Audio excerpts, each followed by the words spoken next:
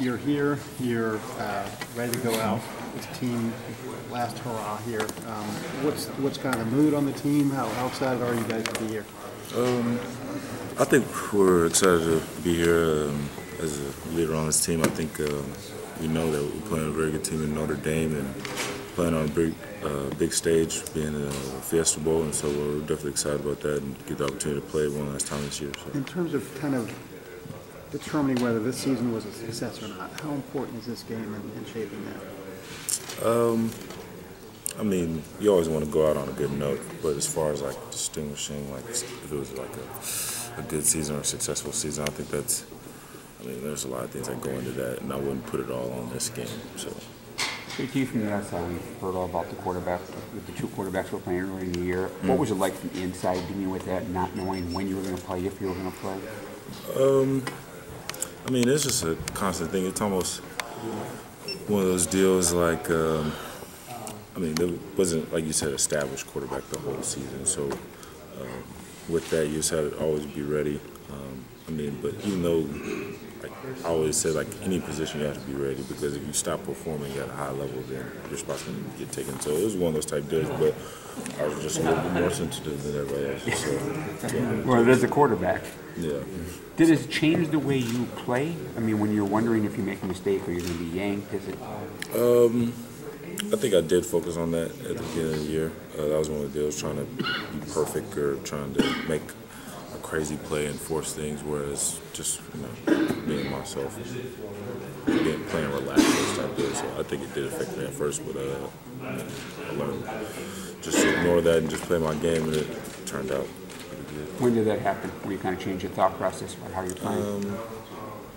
I forgot. I'm trying to think. JT? It had to be probably Indiana. The week of Indiana.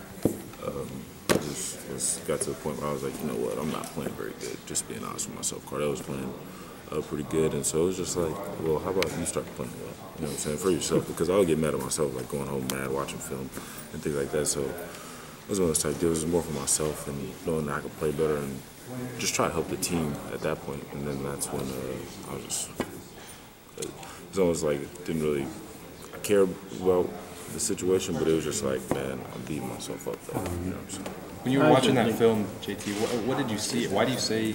What did you see that you evaluate that as not playing well?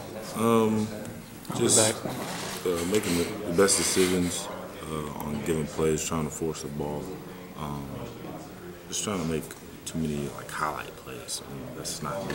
I mean, a quarterback. When you think about it, do you really make a lot of highlight plays? I mean, there's a couple times you make you throw a good ball and put it in the right spot, but that's what you're supposed to do. You know what I'm saying? So we don't have, a lot of crazy highlight plays to me like a receiver would, come over somebody or a running back breaking through like 9 tackles. You know what I'm saying? As quarterback, you know what I'm saying? You put the ball where it needs to be, and or sometimes you scramble. I guess those could be your highlight plays, but I was just trying to force things, and it was just frustrating. When did you feel the need to have highlight plays when that?